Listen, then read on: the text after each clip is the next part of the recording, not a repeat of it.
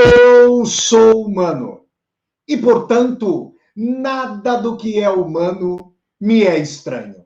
Assim falava o poeta e dramaturgo romano Terêncio, e assim falo eu, Flávio Ricardo Vassoler, escritor, professor, youtuber e nômade, fiel como os pássaros migratórios. Boa noite, pessoal. Boa noite a todas, boa noite a todos. Nós estamos aqui no meu canal do YouTube, Flávio Ricardo Vassoler, dia 10 de junho de 2021, para mais uma aula ao vivo, quinta-feira. Não é uma aula de quinta, hein, gente? O pessoal falando, a intriga da oposição, uma aula de quinta. Não, pessoal, capricharei, como sempre, para ministrar essa aula para vocês. Hoje, aula ao vivo sobre o seguinte tema: Hasta la victoria siempre.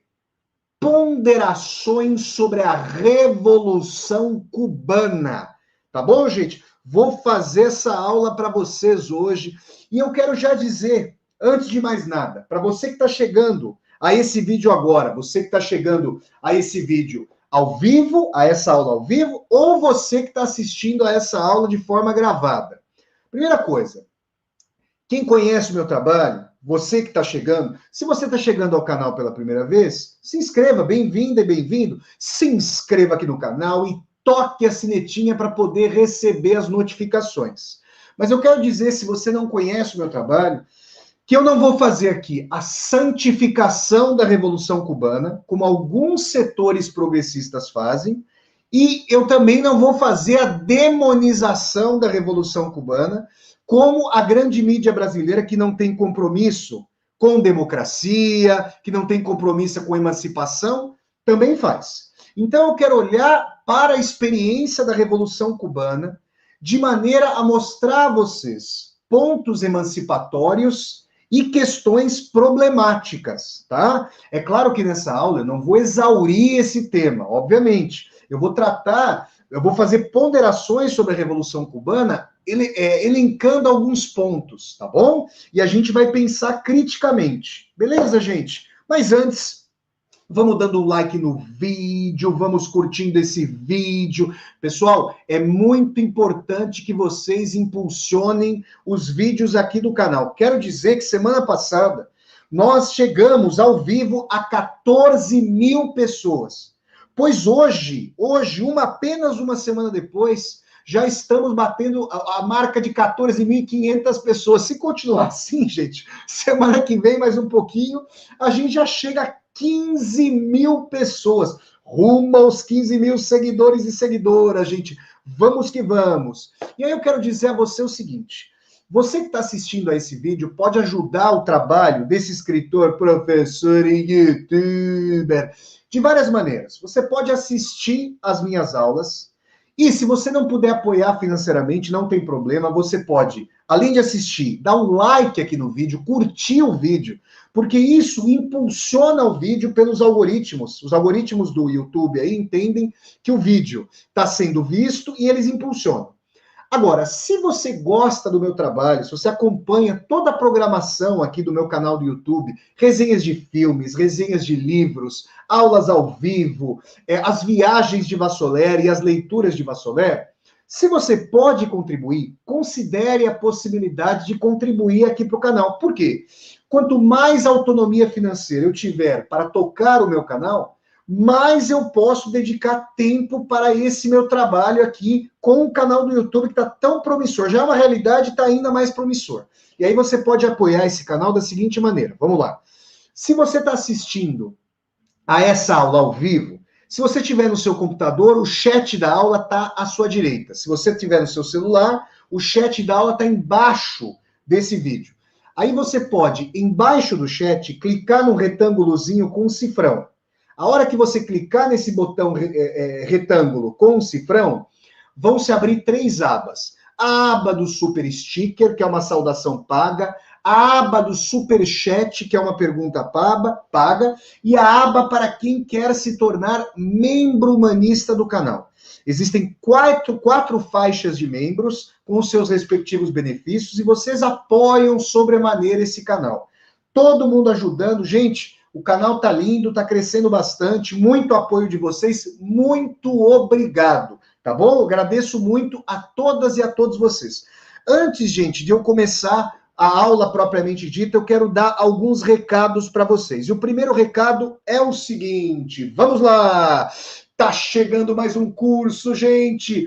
Tá chegando as inscrições vão se abrir na segunda-feira. Todo mundo que acompanha o meu trabalho, ou você que está chegando agora ao meu trabalho, pode ficar sabendo, ou já sabe ou pode ficar sabendo, que eu, desde outubro do ano passado, venho ministrando cursos em homenagem ao grande escritor russo Fyodor Dostoiévski. Por quê?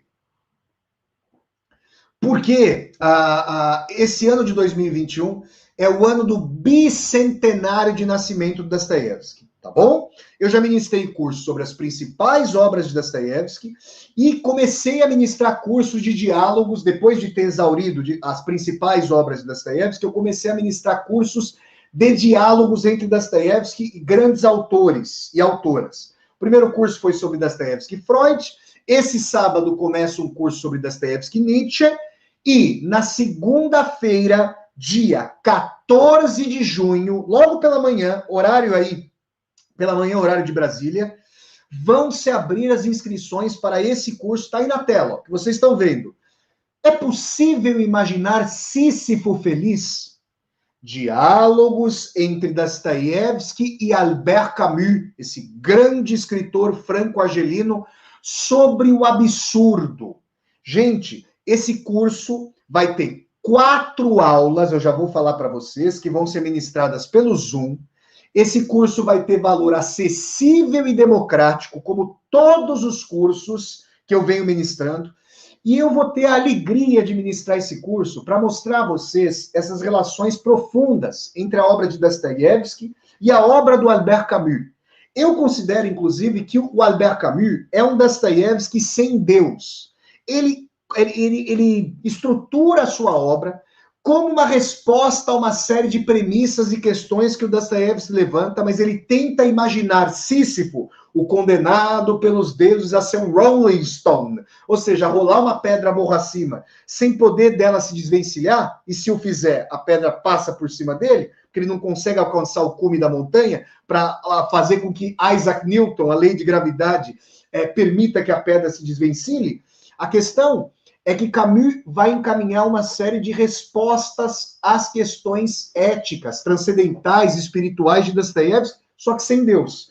Então, quem assistir a esse curso vai ver um duelo, no melhor dos sentidos, de titãs, um diálogo tenso e prolífico, muito produtivo, entre Dostoiévski e Camus. Então, vamos lá.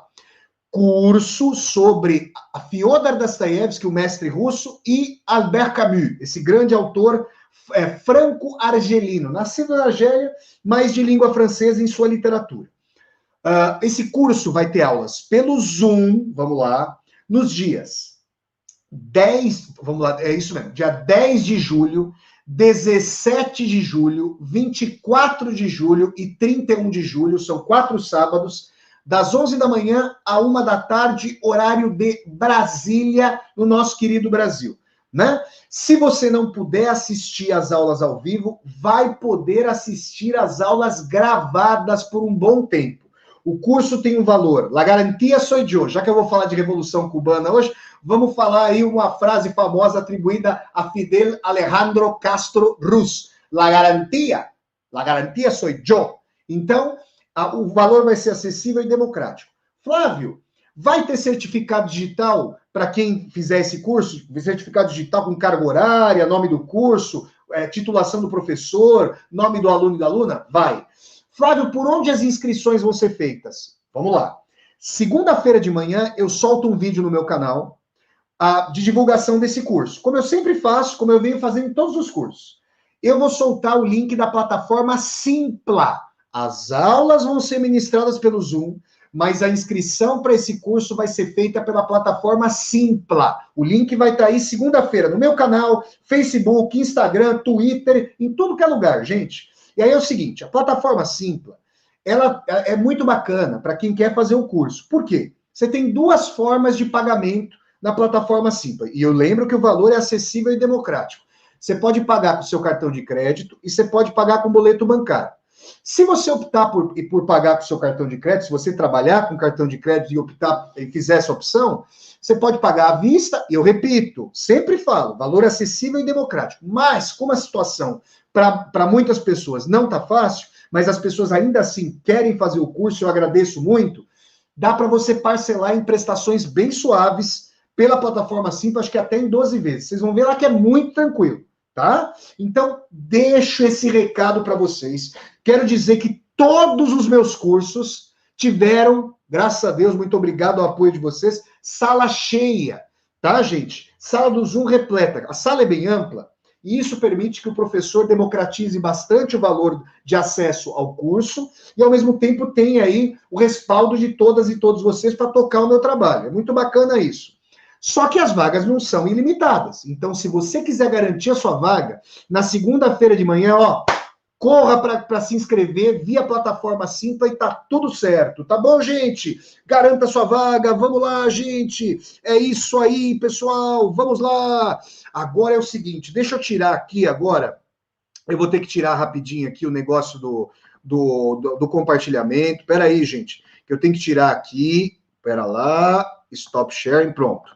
Agora eu vou tirar aqui o caminho e eu quero dar outros recados para vocês, rapidamente, antes da gente começar. Porque hoje, gente, eu estou muito feliz, é um dia muito bacana. Deixa eu compartilhar isso aqui com vocês. Olha que bacana, gente. Pessoal, a Luana tá aí? Se a Luana Falcão tiver aí, eu quero que a minha querida amiga, irmã das artes, a partir da semana que vem, se manifeste aqui no chat. Deixa eu ver se a Luana tá aí. Luana, querida, se você tiver aí, Luana Falcão, se a Luana estiver assistindo a aula, se não tiver, depois ela fala, mas se tiver, fala aqui conosco. É o seguinte, gente, o que vocês estão vendo aí? Ô, Flávio, tô vendo você aí na foto, rapaz. Você até que não tá muito estragado nessa fotinha aí. É, gente, eu também tento dar aí minhas, vamos dizer, olha aí a Luana Falcão tá aqui, ó, estou aqui, tá aqui. Vou deixar a Luana aqui, gente. É o seguinte, o que vocês estão vendo aí na tela? Eu coloquei para vocês um texto meu, de autoria minha, sinto as mãos dela como um barquinho de papel em alto mar. Ó, quero deixar aqui para vocês, deixa eu ver onde é que foi parar aqui, ó. Ixi, gente, agora para eu achar esse texto aqui, como é que eu vou achar esse texto aqui no chat? Achei, tá aqui, ó. Ó, deixei o link aqui no chat para vocês. Agora, só vocês digitarem Brasil 247 e Vassoleri, vocês vão chegar até esse meu texto. Que texto é esse, ó? Cujo link está aqui, ó. Deixei o link aqui para vocês. Gente, eu tenho a alegria de dizer a vocês que eu me tornei hoje colunista do portal Brasil 247. Quem não sabe, todas as quintas, na verdade, todas as sextas-feiras, às 2 horas da tarde, eu participo do programa Tríptico 247. 247 é o Tríptico VVV. Valéria Marque, Victor Castanho e Vassoler. A gente fala sobre teatro e literatura na TV 247, que é um canal de YouTube formidável, mais de 600 mil pessoas por lá, e eu quero convidar a todas e a todos vocês para assistirem aos programas sextas-feiras, às 14 horas, horário de Brasília, no canal, no canal do YouTube TV 247. Agora, hoje, eu me tornei colunista do site Brasil 247, que é coligado à TV 247. Todas as quartas-feiras, hoje é quinta, mas é porque eu acabei mandando, a gente combinou, mas toda quarta-feira eu vou mandar para o meu editor, Leonardo Atush, um cara gente boa pra caramba, que eu mando um grande abraço e agradeço a oportunidade, um texto literário em diálogo com experiências que eu venho vivenciando, ou não, né? Assim é, se lhe parece, né, gente? Onde é que está o domínio do real e do ficcional aí? Mas eu vou mandar para vocês, eu vou mandar para o Leonardo, para ele publicar semanalmente, então virei colunista do Brasil 247, textos literários. Esse é o primeiro texto que eu publiquei, deixa eu mostrar aqui para vocês, eu vou passando. Sinto as mãos dela como um barquinho de papel em alto mar. Tá aqui, ó, a minha mini biografia que vocês estão vendo. Tá aqui, ó, uma foto que o Leonardo Atush colocou. Eu quero mostrar para vocês o seguinte: onde vocês estão vendo essa foto aqui nesse texto? Ó, deixa eu colocar a foto com o título do texto aqui para vocês. Ó, a foto e o título do texto. Onde vocês estão vendo a foto com esse título do texto? A partir da semana que vem, vai ter desenhos da minha... Olha aqui, ó, vai haver desenhos aqui da minha querida amiga Luana Falcão. Eu já falei do trabalho excelente da Luana aqui no meu canal do YouTube. Ela é desenhista, ela é pintora, é uma brasileira como todas e todos nós, ou a maioria de nós. A Luana vem do nosso querido estado do Ceará e está radicada agora na cidade de Tallinn, aqui na Europa, capital da Estônia. Eu estou aqui na ponta da Península Ibérica, a Luana está do outro lado da Europa, perto da Rússia, ali na Estônia. Já falei para ela que vou visitar a Luana, vou visitar o marido dela, o Ítalo, e nós vamos tomar ali um café, vamos tomar uma cervejinha estoniana, e é isso aí.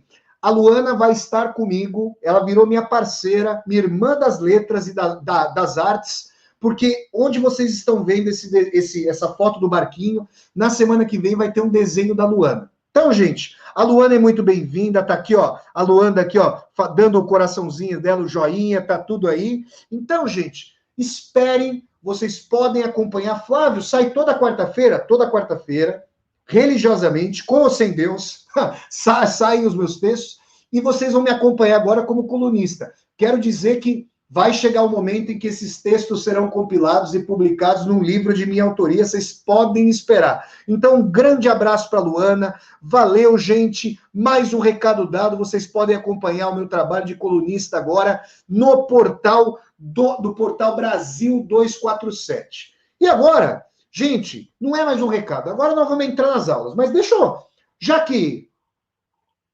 nós vamos falar de Cuba, ô, gente, se Vassoler não vai a Cuba, Cuba vai a Vassoler. Dança Cuba. Não posso cantar essa música, gente. Tem uma dança Cuba. Eu não posso falar isso aí. Dança Cuba. Tem uma dança, uma musiquinha aí que vocês vão dar risada se eu cantar, mas não vou cantar. Agora vamos lá, gente. Deixa eu mostrar aqui a vocês.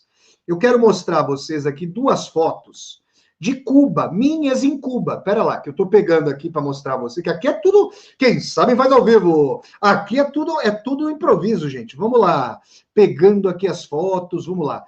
Olha lá, olha lá, olha lá. Quem que vocês estão vendo aí? El comandante Ernesto Guevara de la Serna, Che Guevara, médico argentino, em seu mausoléu. Essa estátua aí, gente, é de um tal de Flávio Ricardo Vassoler, no primeiro plano, e a estátua é do nosso querido Che Guevara. Eu vou comentar criticamente o trabalho do Che Guevara, tem coisas elogiáveis, tem coisas muito difíceis, por exemplo, a questão da homofobia, que tanto o Fidel quanto o Che Guevara tinham, isso é lamentável, totalmente condenável. Não adianta passar o pano e falar que, não, a maioria dos países criminalizava a homossexualidade naquele momento histórico. Isso é verdade.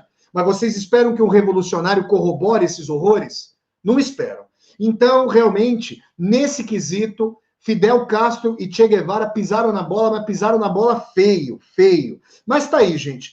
Eu tô com o gorrinho da Revolução Cubana aí, tirei essa foto lá em Santa Clara, onde fica o mausoléu. Por que colocaram o mausoléu do Che Guevara em Santa Clara? Quem conhece a história da Revolução Cubana sabe que a Santa Clara foi a última cidade que as tropas comandadas, o batalhão, as tropas comandadas pelo Che Guevara, foi a última cidade que as tropas tomaram antes de se dirigirem a La Habana.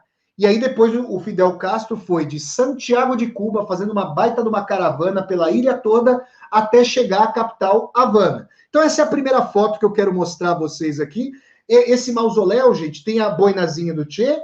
Depois que os ossos do Che Guevara foram devolvidos para Cuba, quando houve democracia na Bolívia, o que aconteceu na Bolívia em novembro de 2019 infelizmente, eu espero estar completamente, redondamente, quadradamente, triangularmente enganado. Mas, gente, o golpe de policiais militares contra o Evo Morales na Bolívia, gente, se a gente não tomar cuidado, Bom, as instituições do Brasil, o golpe já está acontecendo por dentro, né? Elas estão carcomidas de podres, né? Desde o golpe parlamentar que foi aplicado contra a ex-presidenta Dilma Rousseff, não é isso? Então as instituições estão sendo carcomidas faz tempo. E agora a gente pode assistir a essa questão de um golpe clássico. Ele já está acontecendo, mas clássico no Brasil. Quero estar enganado, obviamente não quero. Inclusive, falei com uma querida amiga minha de Brasília, Tatiane, falei para ela até que, coitada, ela mandou com toda a boa intenção, falei até que eu sofri com o texto que ela me enviou, porque o professor Marcos Nobre, ali da Unicamp, faz um prognóstico sombrio, sobre essa questão aí do senhor Jair Bolsonaro, né? De qualquer maneira, gente, tá aí, quando a Bolívia, acho que em 2007, no aniversário de 40 anos da morte do Che Guevara morreu em outubro de 67, e em 2007, com o Evo Morales à frente da presidência da República da Bolívia, os ossos dele foram devolvidos. Che Guevara foi morto pelo exército boliviano, obviamente com assistência da Central Intelligence Agency. O que não tem a impressão digital dos Estados Unidos? Golpistas, imperialistas na América Latina. Tudo, né, gente? Absolutamente tudo. Então, o Che Guevara foi morto em La Higuera, uma cidadezinha ali na Bolívia. As viagens de Vassoler daqui a alguns anos irão ao coração da Bolívia, e eu espero que a América Latina não esteja sob a égide de várias ditaduras militares à época, espero que não, obviamente, para mostrar a vocês a cidadezinha onde o Che Guevara passou os seus últimos dias ali, tá bom? Então essa é a primeira foto que eu quero mostrar a vocês. Agora vamos de segunda foto. Deixa eu mostrar a vocês a segunda foto aqui, deixa eu ver se passa aqui, ó. Não, eu tenho que fechar uma foto, calma lá, gente, eu tenho que fechar uma foto, compartilhar, às vezes eu vou claudicando aqui, mas vai que vai, hein, gente. Olha lá, olha lá, olha lá. Aí tá o Flávio Ricardo Vassoler. Que prédio é esse, gente? Esse prédio é o prédio do Ministério do Interior. É uma espécie, gente, vamos dizer, um KGB cubano, tá? Eu tô aqui, quando é que eu tirei essa foto? Aquela primeira foto, vocês estão vendo que tem uma diferença de idade, né? Eu tava mais jovenzinho na primeira foto e aqui tô mais tiozão. Tô mais próximo do que eu sou hoje, né? Mais velho. Bom, a primeira foto foi de julho de 2013. Eu estive em Cuba pela primeira vez por um mês, em julho de 2013, fiquei o mês de julho todo, justamente quando se completaram 50 anos da tentativa do grupo, do movimento 26 de julho, movimento 26 de julho, comandado pelo Fidel, de tomar ali o quartel Moncada, na cidade de Santiago de Cuba. Eu estava lá, gente, à época eu via o Fidel na televisão e tudo mais. Essa foto aqui foi tirada em março do ano passado, março de 2020. Por quê?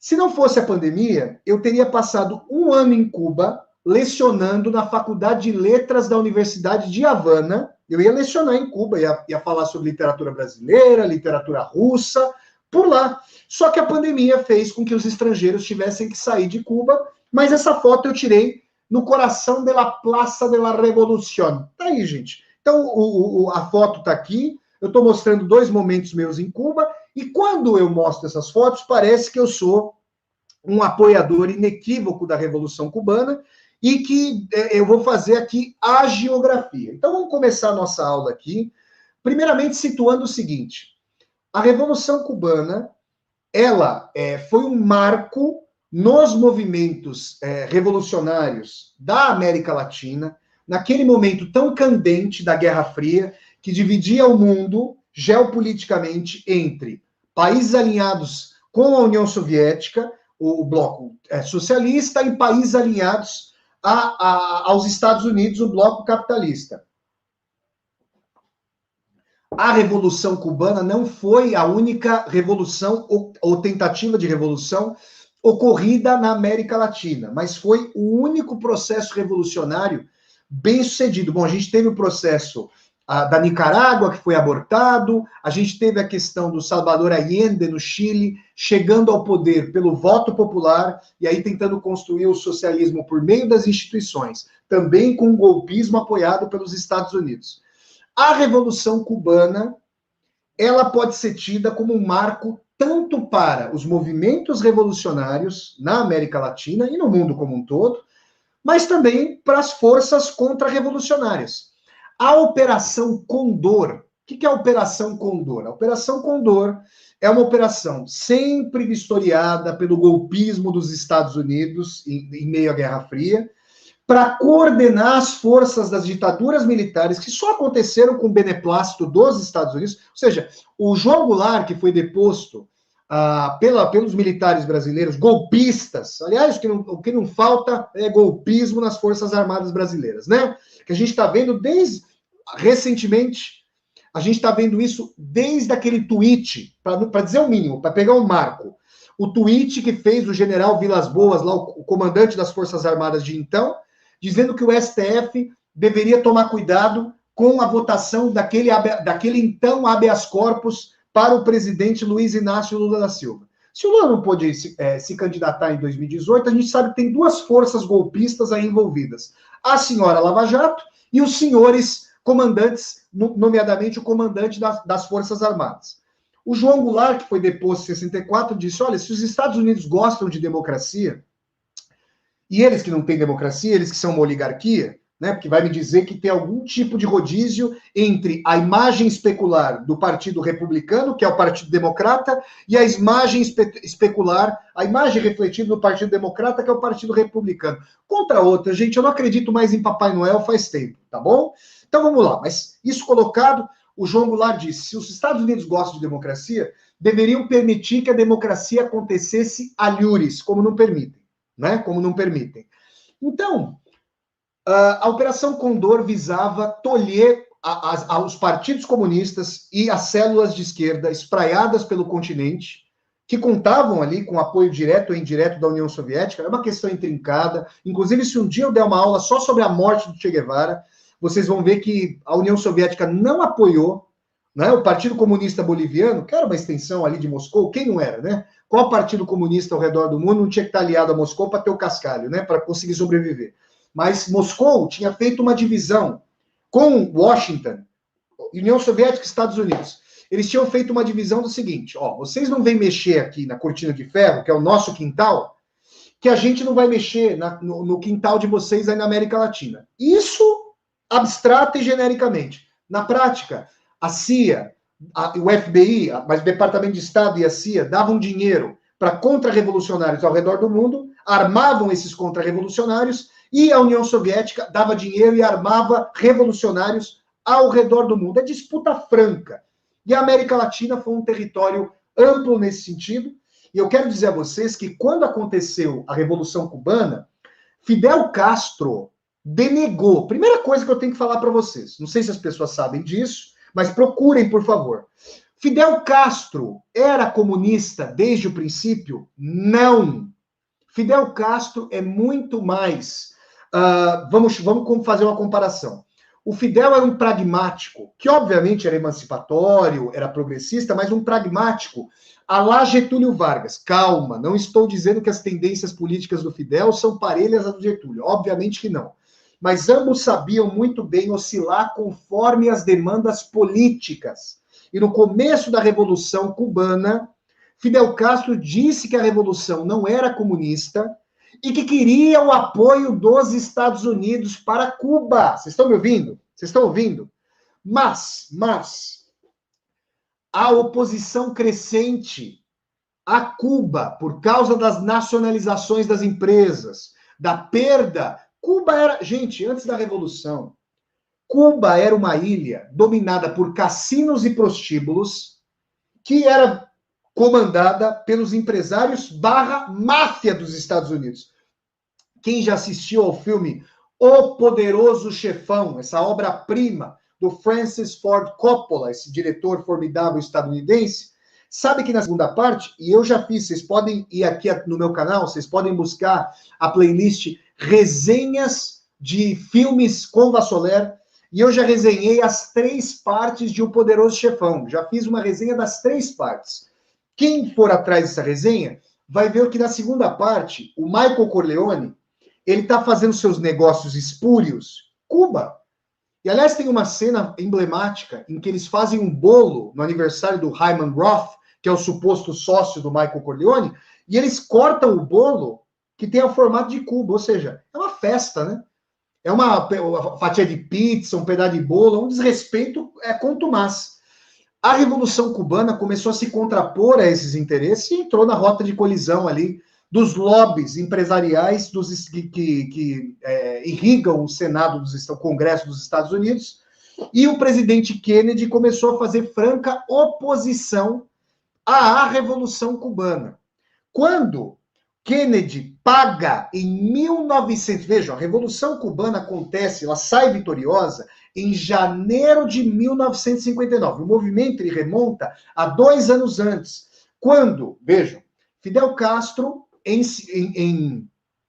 53, no dia 26 de julho de 53, por isso o movimento 26 de julho, Fidel Castro e seus correligionários, Fidel era um advogado de Santiago de Cuba, Fidel tenta dar um golpe, tenta derrubar o Fulgêncio Batista. Fulgêncio Batista era um ditador à época, um ditador impopular, que amplamente graçava muita tortura em Cuba e rechaçamento de quaisquer oposições. Fidel, um advogado carismático, inteligente, ali da Universidade de Santiago de Cuba, Fidel vai comandar ali os seus correligionários numa tentativa de golpe mal baratada, fracassada. Fidel é preso, e ali eu tive na cela do Fidel, onde ele ficou, na verdade eu tive ali na prisão onde ele ficou, mas eu também tive no local onde Fidel fez sua autodefesa, ele como advogado, num discurso famosíssimo ali, chamado A História Me Absolverá. Isso é famosíssimo. Fidel, ali depois tem uma anistia, anistia não para eles ficarem em Cuba, tem uma anistia para os participantes da tentativa de golpe contra o Fulgêncio Batista, em julho de 53, esse golpe, a tentativa ocorre. Depois de algum tempo, o Fulgêncio Batista, com pressão internacional, manda ali o pessoal do Fidel para o México. É lá no México, o Fidel vai organizar a sua volta a Cuba para fazer uma revolução. E é no México que ele vai conhecer um médico argentino chamado Ernesto Guevara de la Serna, que já estava ali desde a sua viagem de motocicleta, fazendo suas viagens, já estava formado em medicina pela universidade ali na Argentina, e conhece Fidel na cidade do México. Quem assistia aquele filme do Steven Soderbergh sobre Che, parte 1 e parte 2, vai ver que na parte 1, em que se fala da vitória da Revolução, mostra ali o momento em que eles se conhecem e tudo mais, né? Eles tomam um barco chamado Granma, que é a corruptela de grandmother, que é como fala, grandma. Aí eles tomam esse barco que está exposto, bom, pelo menos até quando eu fui lá para Cuba, ano passado, estava exposto lá. É um barco histórico em que, salvo engano, 82 revolucionários vão a bordo e acho que 12 ou 14 pessoas sobrevivem desses 82 tripulantes originais que desembarcam ali, onde hoje é o Parque Nacional de la Sierra Maestra, lá em Cuba, na outra ponta de Cuba, na ponta mais oriental de Cuba, tá? Ponta oposta à ponta de Havana, lá perto do Golfo da Península da Flórida, nos Estados Unidos, aquelas famosas 90 milhas que separam Havana da Flórida, dos Estados Unidos. E aí o movimento vai começar. O que é importante dizer, eu não vou, obviamente, ter tempo aqui durante a nossa aula para falar todos os detalhes do processo revolucionário. O que interessa aqui para nós é entender que Revolução Cubana, obviamente, deveria ser claro isso, né? Mas vamos falar isso desde já. Revolução Cubana não significa pura e simplesmente, e claramente, apenas a tomada do poder pelos revolucionários cubanos, tá? A Revolução Cubana, quem for lá para Cuba sabe, eles falam ano 1, ano 2, ano 3, até ano agora, ano 50 e poucos, quando eu estava lá. Eu caminhei, gente. Eu quero dizer a vocês que eu tenho uma simpatia infinita pelo povo cubano, tá? Eu estou falando do povo cubano, não estou falando da cúpula de dirigente. Quando eu estive em Cuba, eu me senti literalmente em casa, nas duas vezes. Na última vez foi mais difícil por causa do coronavírus, né? Tava tudo ali, uma tensão, uma coisa difícil, mas eu passei um mês lá em Cuba, eu conheci Havana, conheci Trinidad, que é uma cidade formidável. Conheci A Praia Girón, a Praia Larga e a Praia Girón, a Baía dos Porcos, foi o local onde as tropas mercenárias, patrocinadas pelo Kennedy, pelo presidente dos Estados Unidos de então, aportaram para fazer a contra-revolução. E elas foram rechaçadas em 1 ou 2 dias, salvo engano, e existe um museu lá em Praia Girón, né, na Praia Girón, o museu do rechaçamento à invasão imperialista dos mercenários cubano-americanos a Cuba. Tá? E aí, se os Estados Unidos rechaçam Cuba, eles entregam Cuba, obviamente, no colo da União Soviética. E aí a revolução, pragmaticamente, mas também aí ideologicamente, a partir de então, vai tomando uma direção muito mais pró-bloco socialista, pró-União Soviética. O Che Guevara, sim, era comunista. Raul Castro era irmão do Fidel, e depois que o Fidel passou o bastão, foi o comandante ali da Revolução, depois da retirada do Fidel, também era um comunista, mas o Fidel soube ser pragmático, soube ali fazer as suas oscilações políticas. É importante dizer isso. Mas isso colocado, como é que a gente pode ponderar sobre as conquistas, sobre aspectos emancipatórios, vastamente progressistas, e aspectos contraditórios e mesmo autoritários do regime cubano? A gente vai falar sobre isso a partir de agora. O que eu quero dizer a vocês, francamente, é o seguinte. Em 2015, eu estava morando em Chicago, e eu fui até o Art Institute. E ali lá eu comprei um livro de entrevistas que o Fidel concedeu para um fotógrafo e jornalista estadunidense, tá? E esse livro, depois eu deixo a referência aqui embaixo, é um livro muito interessante em que o Fidel vai discorrendo sobre vários aspectos da vida cubana e dos valores da Revolução. E num determinado momento, coisa que eu tenho certeza que Fidel, se estivesse vivo, revogaria hoje, mas falou isso naquele momento, nos primeiros anos da Revolução, ele disse, então, que a homossexualidade não era algo tido como normal, que era algo ali a ser rechaçado. E eu quero dizer a vocês que eu tive uma querida amiga cubana nos Estados Unidos, não pedi autorização para citar o nome dela, não vou citar, conheci um querido amigo cubano no Brasil, ambos confirmaram a dimensão de que existe sim homofobia em Cuba.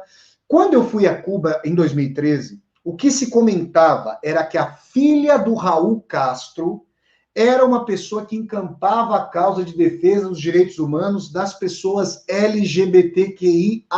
Então, para dirimir qualquer tipo de hagiografia e santificação neste canal, que não se propõe nem a hagiografias, nem a demonizações, eu quero dizer que esse é um ponto muito problemático para começar. Né? A gente não espera que o movimento emancipatório trate dessa maneira seres humanos, os discriminando e as discriminando por suas respectivas orientações ali afetivas. Muito bem.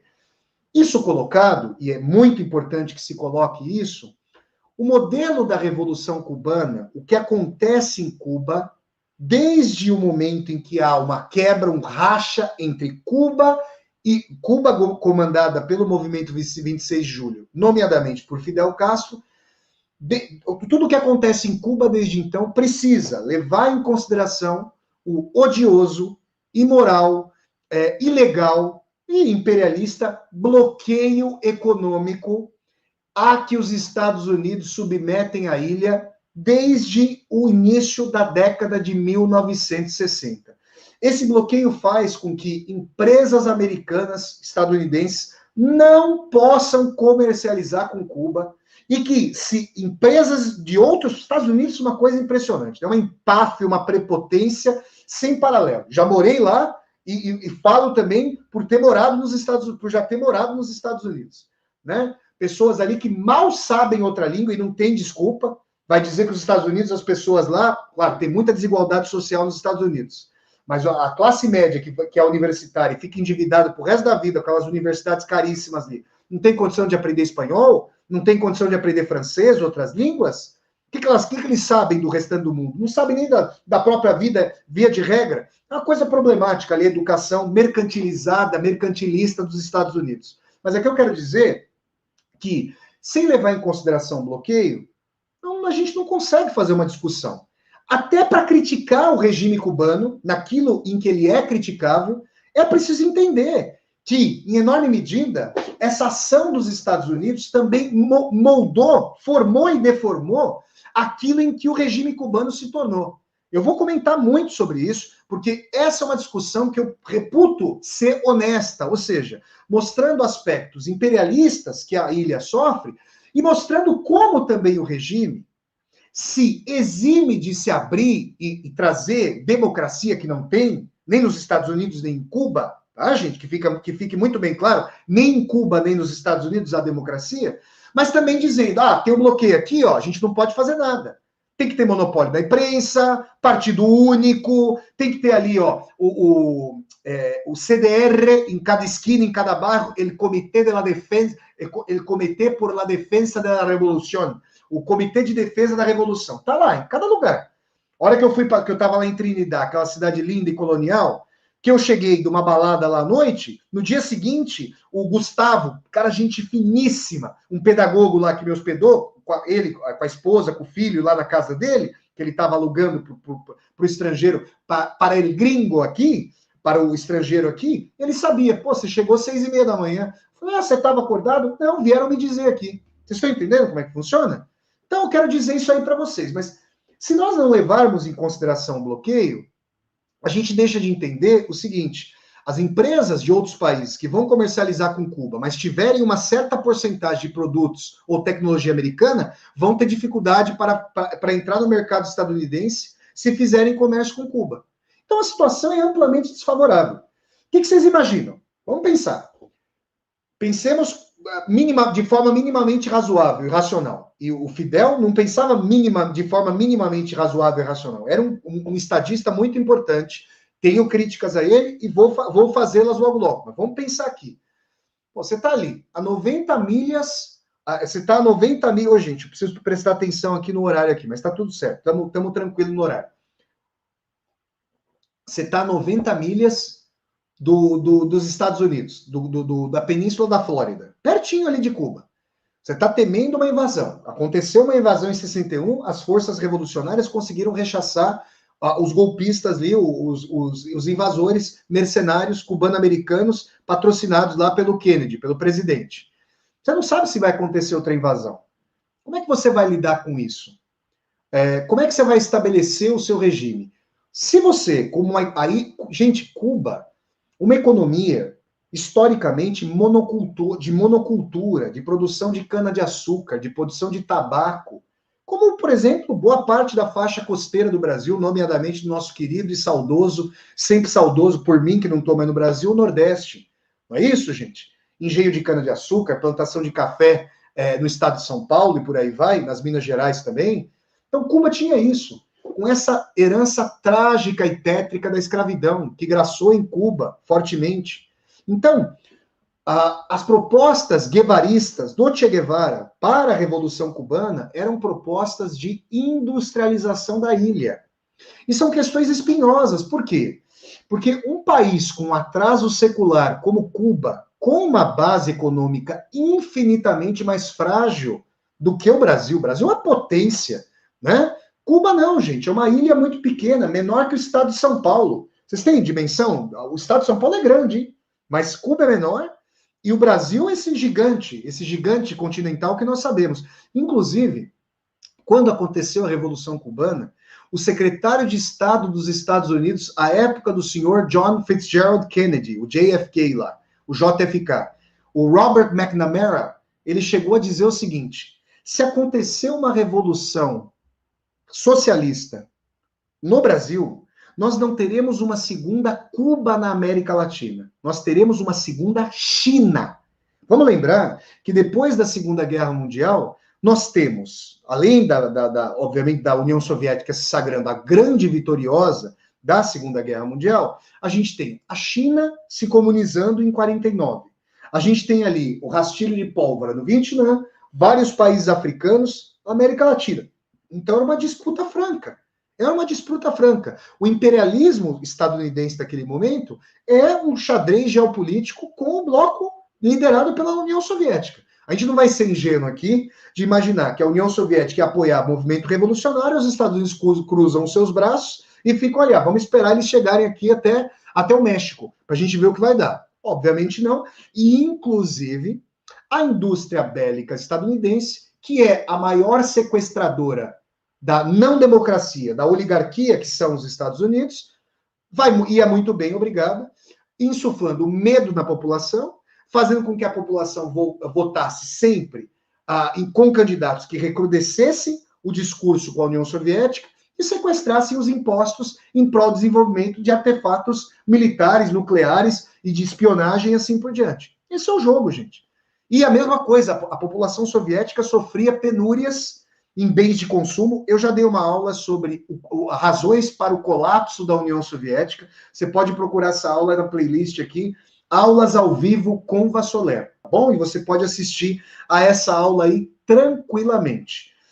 Mas o que eu quero dizer a vocês é que Cuba, fragilizada, isolada, vai obviamente, buscar apoio para as suas políticas, para o seu sistema de governo, que vai ali seguir os moldes soviéticos, justamente para o gigante soviético. Então, é importante dizer o seguinte: Cuba, antes da Revolução, ficava sob a égide dos Estados Unidos, e depois da Revolução, ficou ali sob as asas econômicas da União Soviética. A União Soviética, o Fidel Castro disse isso em inúmeros discursos, comprava o açúcar cubano, o tabaco cubano, produtos, víveres ali cubanos, por preços muito superiores aos preços de mercado, e nesse sentido ajudava a implementar essas políticas públicas formidáveis da Revolução Cubana. Isso, gente, a gente sabe, isso é espelho da Revolução Cubana, e a gente vai falar muito sobre isso já já. Então, o que é importante dizer é o seguinte: quando a gente quer fazer uma discussão que me parece embasada e honesta sobre a Revolução Cubana, é preciso entender o seguinte: os Estados Unidos permitem movimentos democráticos que tragam a democracia para além das balizas do seu capitalismo? Não. Não permitem no Brasil, não permitem na Venezuela, não permitem em lugar algum do mundo. A Rússia, vejam, eu tenho muitas críticas ao senhor Vladimir Putin, e ainda este mês darei uma aula com o seguinte tema: Vladimir Putin é o novo czar de todas as Rússias? Falarei sobre isso. Mas eu quero dizer o seguinte: geopoliticamente, eu critico a anexação da Crimeia pela Rússia, é uma questão intrincadíssima isso, a gente vai falar sobre isso na aula sobre Rússia. Não apoio o regime ditatorial, autocrático do senhor Vladimir Putin, mas o confronto entre ele e Estados Unidos é uma dimensão de autodeterminação da Rússia. Os Estados Unidos não admitem o princípio de autodeterminação dos povos. Se não admitem para um país do tamanho da Rússia e da importância geopolítica e militar da Rússia, vocês conseguem imaginar o que Estados Unidos fazem com Cuba? Eu quero dizer a vocês o seguinte: eu já estive na Calle 8. Vocês sabem o que é a Rua 8, em Miami? É o centro ali, o centro nevrálgico dos cubano-americanos, obviamente anticastristas. Né? Eu tenho um primo, querido Daniel, mando um grande abraço para ele, que mora em Fort Lauderdale, que fica uma cidade que fica ali a 50 minutos de Miami. Eu já estive em Miami, em dezembro de 2014 eu fui para lá, e conversei com muitos cubanos ali. E a questão é a seguinte: eles não medem palavras para dizer que tudo o que for preciso ser feito para solapar o regime do Fidel, então eles falavam, tem que ser feito. Ou seja, eu pergunto para vocês o seguinte: o que os Estados Unidos fizeram? Com o lobby cubano-americano, que, salvo engano, é um dos maiores lobbies que há nos Estados Unidos, tem o lobby judaico, que é muito forte, o lobby árabe é muito forte, o lobby cubano-americano. A Flórida é um estado que geralmente decide eleições. Por exemplo, os democratas tiveram problema depois que o Obama mostrou uma política de aproximação com Cuba. E muitos apontam que a virada ali da Flórida eleitoral vem nessa toada, porque não interessa aos cubano-americanos essa ponte. Apesar de que muitos empresários pragmáticos, com os quais eu conversei lá em Miami mesmo, pensam da seguinte maneira: poxa, a gente está perdendo a oportunidade de pagar salários, olha o que eles falam, na caruda, de pagar salários baixos para os cubanos e cubanas que estão acostumados a salários baixos, mas são altamente qualificados. Vocês estão entendendo a dimensão? Então a gente tem essa questão ali, muitos empresários querendo fazer negócios com Cuba, mas esse bloqueio não sendo levantado, né? Vamos ver qual vai ser a política do senhor Joe Biden, mas, de qualquer maneira, bom, agora vem um New Deal, aí, um New Deal Reloaded com Biden, com bilhões de dólares na economia, a gente vai ter que acompanhar isso. De qualquer maneira, por que eu estou falando dessas questões? Porque o terrorismo patrocinado pelos Estados Unidos, por parte dos mercenários cubano-americanos contra o regime de Cuba, contra o regime de Fidel, comandado por Fidel, lançava bombas, explodia navios, tentava lançar agentes químicos, é uma coisa terrível. Isso ao longo dos anos. Isso é factual, gente. Cuba fazia o quê? Sob os auspícios da União Soviética, criava também um regime que, em enorme medida, fundia aspectos de Estado policial nessa questão da espionagem.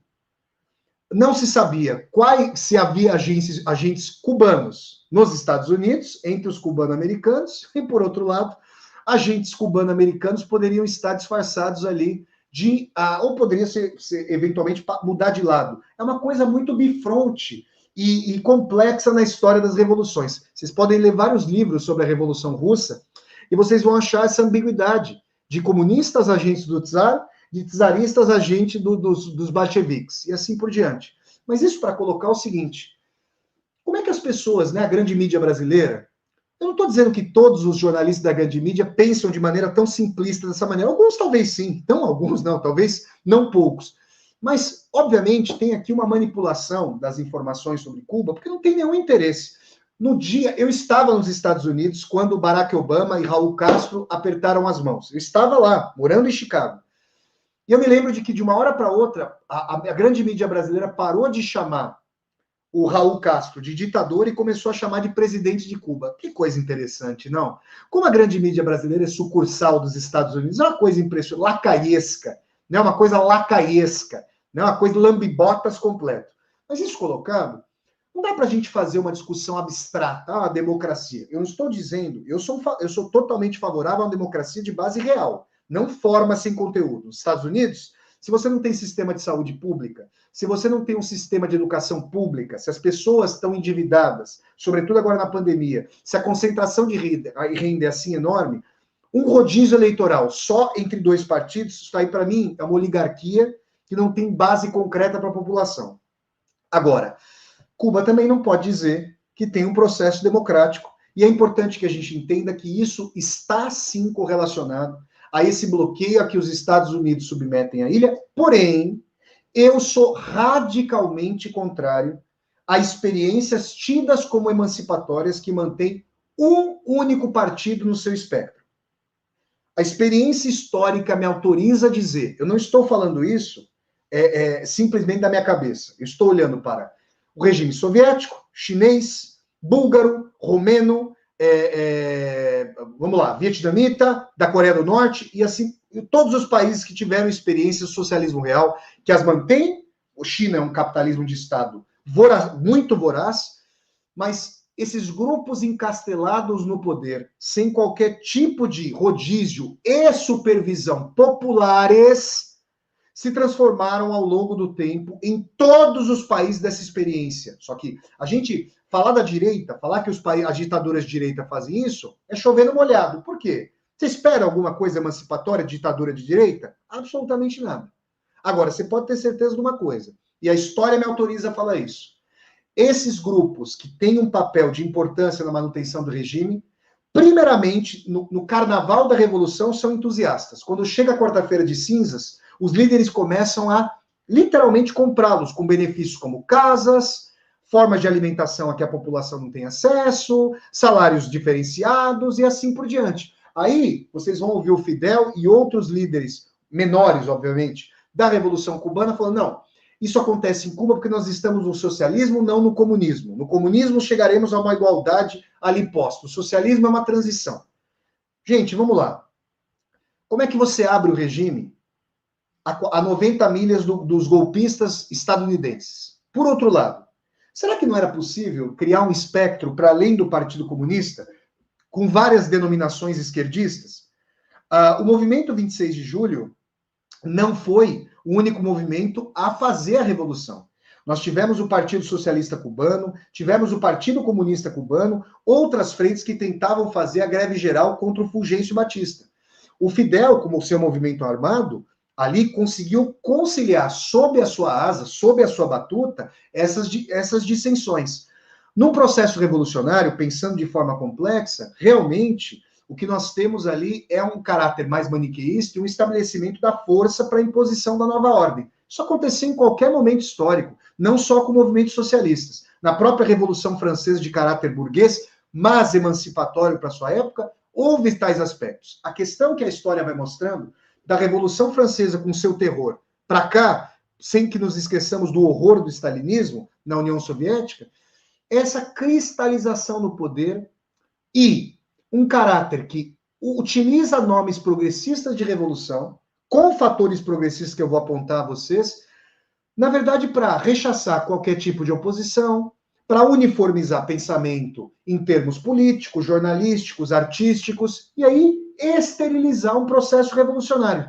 Isso na União Soviética, que atendeu o nome sociopático, o nome fascista de stalinismo, em Cuba não teve um equivalente de maneira nenhuma como o stalinismo, porém, nunca deixou de nutrir prisioneiros políticos do regime, que poderiam ser invasores estadunidenses, mas também eram pessoas que estavam propugnando por aberturas no regime, a gente vai falar sobre isso já já.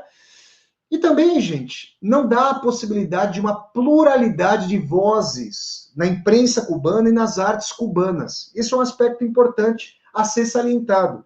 Vocês podem assistir a um filme com o Javier Bardem, um filme sobre um poeta cubano que era homossexual e que sofreu represálias junto com outros artistas que tinham orientação homoafetiva ou não, por não se alinharem diretamente aos marcos de um realismo socialista lá Cuba e sofrerem reprimendas do regime. Essas questões, gente, eu nem preciso dizer, esse canal tem uma vocação humanista e democrática, são rechaçáveis muito fortemente. Agora, é importante dizer que, sem que nós cotejemos a falta de democracia em Cuba com o regime, com a asfixia econômica e política que os Estados Unidos submetem à ilha, a gente não consegue entender as dificuldades para a abertura do regime e também deixa de entender que muitas das justificativas para não abrir o regime, como Putin faz na Rússia, se a gente abrir aqui, o Ocidente vem aqui e abocanha tudo.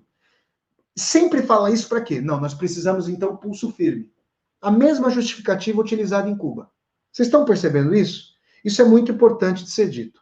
Esse ponto colocado, eu estou aqui acompanhando o nosso horário, esse ponto colocado faz com que nós pensemos o seguinte: as conquistas sociais da Revolução Cubana dão mostras plenas, para a gente compreender que o Brasil tem convênio de saúde privado pelo lobby das indústrias farmacêuticas e de saúde, porque um SUS eficaz para uma potência econômica como o Brasil é totalmente plausível. Se Cuba conseguiu construir, com todas as dificuldades impostas pelo bloqueio e pela ineficiência do seu próprio regime, as duas coisas conjuminadas, um sistema de saúde exemplar, com fatores de saúde, desenvolvimento humano, comparáveis a países riquíssimos, como os países europeus, da Escandinávia, França, Alemanha, Inglaterra, e mesmo das franjas mais ricas dos Estados Unidos e do Canadá, é porque, obviamente, é possível realizar, mesmo em um país mais problemático em termos econômicos como Cuba, essa revolução na saúde e na educação. Erradicação do analfabetismo. Diminuição radical da mortalidade infantil.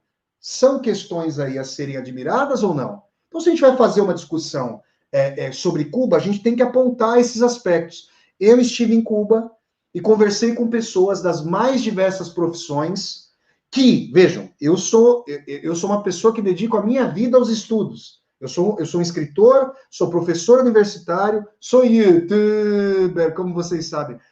Que eu passo a vida estudando e escrevendo, né? Então, eu conversei com pessoas das mais diversas profissões que tinham um grau de politização completamente inaudito para parâmetros dos Estados Unidos, com uma população estadunidense despolitizada. Meu Deus do céu! Meu Deus do céu! A brasileira, então, gente, aí, minha Nossa Senhora, né? a gente sabe o crime social a que a maioria da população brasileira é submetida. Eu conversei com pessoas em Cuba. Agora, qual que é a questão? A gente pode fazer uma discussão, e pode vir a ser um tema aqui de discussão no nosso canal, sobre essa discussão economicista entre a vantagem do sistema de livre mercado, tido como livre mercado. Livre mercado existe na realidade, tanto quanto o socialismo puro existe na realidade. Ambos não existem na realidade. Mas uma liberdade maior de mercado em comparação com monopólios estatais. O socialismo real, na prática, era uma forma estatal de reger a economia. Muito bem. Hoje, com a inteligência artificial, muitos autores e autoras da sociologia do trabalho e da economia discutem o seguinte: o problema de decisão racional, engessado pela ampla burocracia dos sistemas de socialismo real, pode ser resolvido com esses aplicativos que vão centralizar dados. Isso é perigosíssimo, por um lado, em termos políticos, que é antidemocrático por excelência. Você pode ter uma centralização de dados e decisões como nem Stalin, no auge do seu poder, pôde ter com as novas tecnologias. Agora, isso também mostra que essas decisões de alocação de recursos, esse é o termo clássico para os neoclássicos da economia, neoliberais e assim por diante. Quem aloca melhor os recursos? Isso, que é tido como mais eficiente, e foi mais eficiente, historicamente, em comparação com o sistema soviético, hoje está em xeque. De qualquer maneira, Cuba, com a sua fragilidade econômica, com a sua penúria pelo bloqueio e pela própria ineficiência do regime, em enorme medida muito burocratizado, e gerou aí, a partir do fim da União Soviética, isso é uma tragédia, o chamado período especial. Até então, gente, e eu estudei muito a história de Cuba, eu ia morar em Cuba, eu escrevi o Diário de Escritor em Cuba, quis a vida aí, quis o cosmos, que a minha vida não fosse para lá e viesse aqui para a Europa, né, agora. Mas quem sabe? Quem sabe um dia eu retorno a La Habana, onde eu já estive 2 vezes, né, em 2013 e ano passado, para mostrar que eu vou voltar a Cuba para fazer os vídeos das viagens de Vassoler, isso vocês não têm a menor dúvida. Agora, resta saber se eu vou passar um tempo maior por lá, morando um tempinho. Talvez não, talvez sim. Vejamos o que a vida nos reserva. De qualquer maneira, o que eu quero dizer para vocês é o seguinte: os cubanos e cubanas se lembram do período Brezhnev, período ali posterior vou chamar aqui de reinado do Tsar Vermelho, do Tsar comunista Brezhnev, o secretário-geral do Partido Comunista. Na União Soviética foi um período de mais estagnação econômica, mas em Cuba recebia muitas benesses ali da União Soviética em termos de auxílio econômico e pôde empregar políticas ali educacionais, de saúde, sem iguais. E os cubanos e cubanas se lembram desse período como um período em que havia salários para o padrão cubano, que permitiam ali as pessoas se transformarem em pessoas de classe média para os padrões cubanos, sem o consumismo dos Estados Unidos, mas manterem uma casa de campo, a sua casa na cidade, um altíssimo nível educacional para os cubanos e cubanas com acesso à universidade. Gente, a diversidade étnica de Cuba é tão formidável quanto a brasileira. E acabar com o racismo estrutural, Flávio, existe racismo em Cuba? E isso eu quero falar para vocês. Eu conversei com muitos cubanos e cubanas, cubanos de ascendência africana e cubanos que têm ascendência, por exemplo, espanhola. Olha lá, olha lá, olha lá. O Ao Vivo traz um superchat e fala: professor, aprendi que Fidel incentivou muito o cinema. Vamos responder aqui ao vivo. Houve muito incentivo para o cinema, mas muitos cineastas, escritores, poetas, teatrólogos também tiveram muitas contraposições, muita dificuldade, não só para financiamento, como censura. Então é preciso entender essa questão de maneira complexa. O cinema cubano Fresa e Chocolate, Morango e Chocolate, Memórias do Subdesenvolvimento em Cuba, são filmes sensacionais do cinema cubano, mas é preciso entender essa relação complexa com o regime. Vamos lá. Agora voltando, obrigado Ao Vivo, obrigado pelo apoio. Agora vamos lá. Isso colocado, o que eu estava dizendo para vocês? Isso colocado, a partir do momento em que Cuba não consegue mais contar com o apoio da União Soviética pela crise do regime soviético e não pôde, lá nos primórdios, trazer o projeto de industrialização idealizado pelo Che Guevara, qual que era o projeto do Che Guevara? Nós vamos utilizar o apoio econômico soviético, que para ele não deveria ser dado em base de compra e venda. Che Guevara queria relações econômicas transfiguradas com a camaradagem socialista, para a substituição do plantio de tabaco e cana pela formação de indústria em Cuba. Aí eu pergunto a você, será que a União Soviética, e é uma pergunta geopolítica que eu considero importante, será que a União Soviética estava querendo uma Cuba industrializada? Ou será que queria ali como propaganda do regime, mas na verdade estava mais interessada ali numa Cuba mais dependente da esfera soviética? Fidel Castro foi um líder que ficou durante mais de 50 anos, salvo engano, no poder.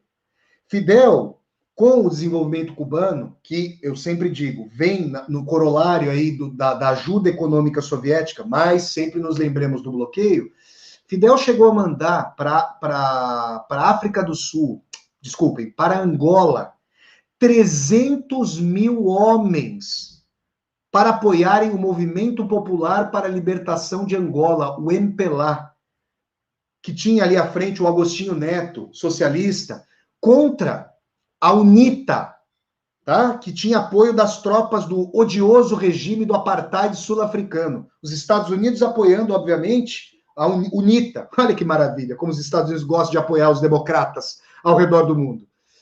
E aí, gente, esse apoio, essa solidariedade internacionalista rendeu a Angola, as forças progressistas angolanas, a vitória sobre a UNITA e sobre as tropas sul-africanas e a independência do país ali. Isso é muito importante. Então, esse apoio internacionalista é muito importante. Agora,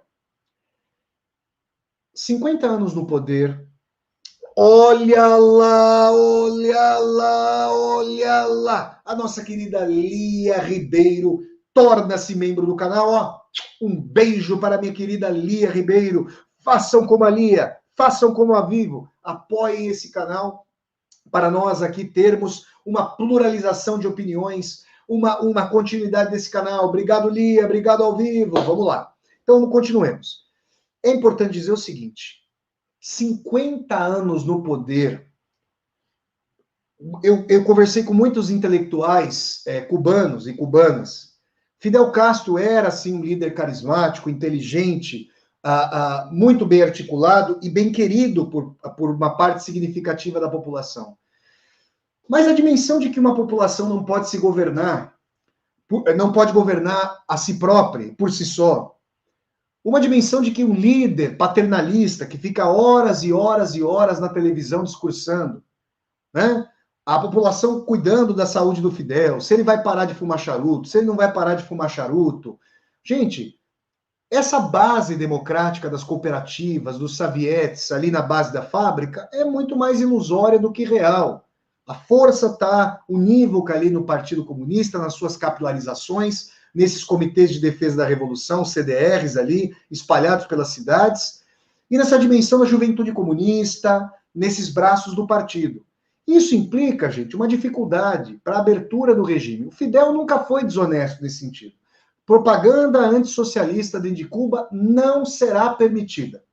Agora, o Brasil permite, os Estados Unidos, perguntem para o período macartista dos Estados Unidos se era possível falar de socialismo nos Estados Unidos. Não era. O que eu estou dizendo é o seguinte: eu não espero algo emancipatório dos Estados Unidos, mas tendências anarquistas, tendências que não são propriamente comunistas, que são social-democratas, tendências que pensam no estado de bem-estar social em Cuba, com alguma abertura de comércio. Eu não sou favorável ao monopólio de Estado. Aliás, quando eu penso em Estado, vejam, olha o que eu vou falar, que eu sou uma pessoa progressista. Quando eu penso em Estado com superpoderes, eu penso em casta. Agora, quando eu penso em savietes, em cooperativas, em poder popular, em decisão de conselhos operários e operárias nas fábricas, no campo, aí eu penso em democracia social real. Isso é possível com um gigante como os Estados Unidos na rabeira, sabotando o regime, patrocinando grupos centrífugos? Difícil. Então, muitas pessoas lá em Cuba atribuíam a permanência do regime cubano depois da União Soviética ao verdadeiro apoio popular e do partido de que Fidel gozava dentro do país. E em Cuba, depois começa um período terrível, chamado de período especial, e que nunca passou, né?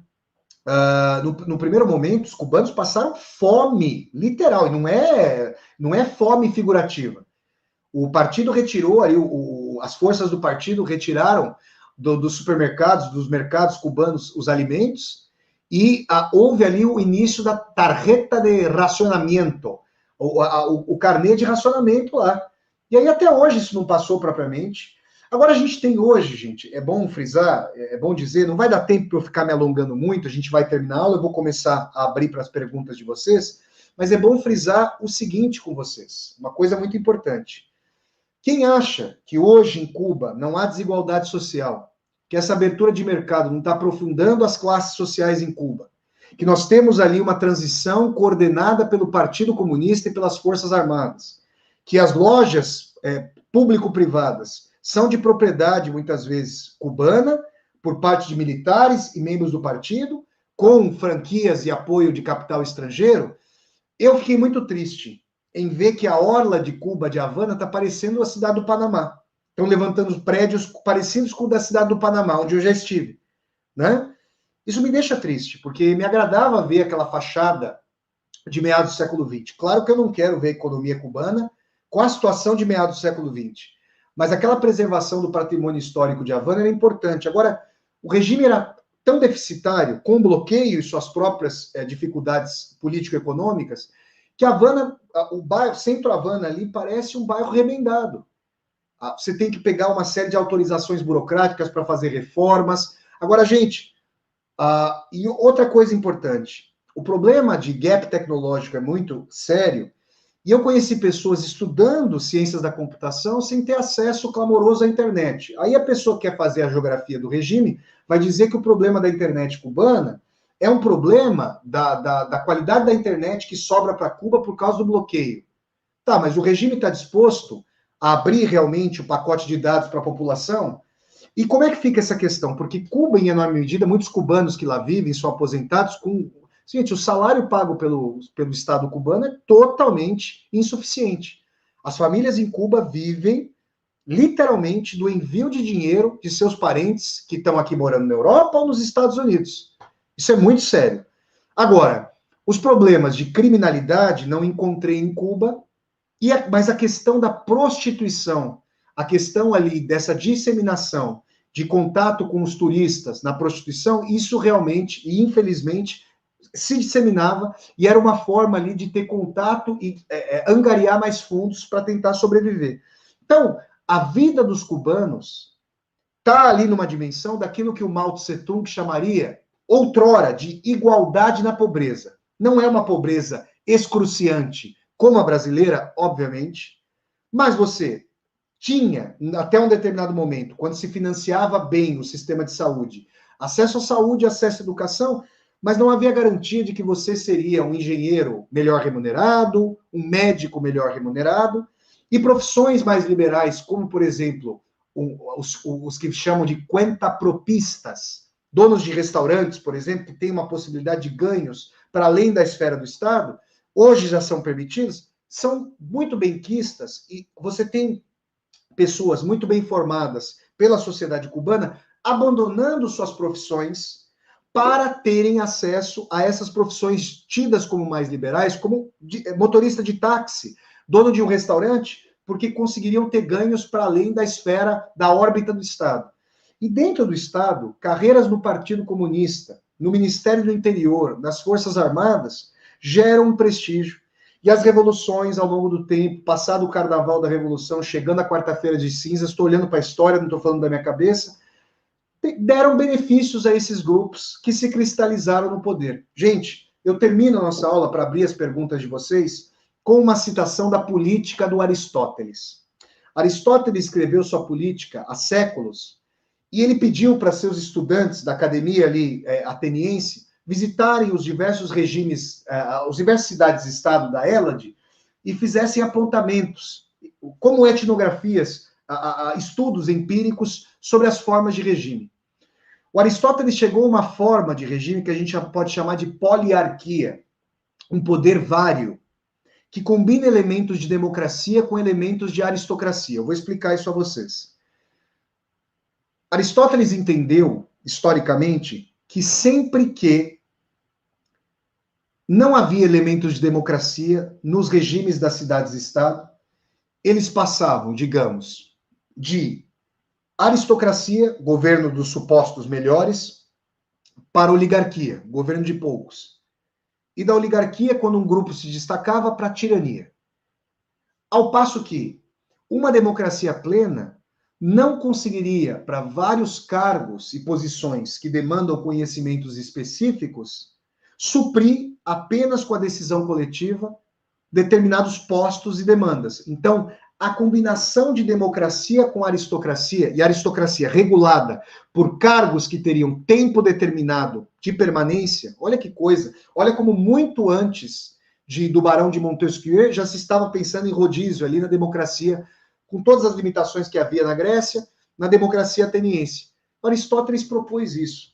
Então, eu quero dizer para vocês, nessas ponderações iniciais, sem, obviamente, conseguir exaurir o tema, sobre a Revolução Cubana, que minhas críticas ao caráter unipartidário, ao caráter de censura aos meios de comunicação, às artes, mesmo que florescendo, mas florescendo como? Com afinidade? Por que eu não posso fazer crítica ao regime?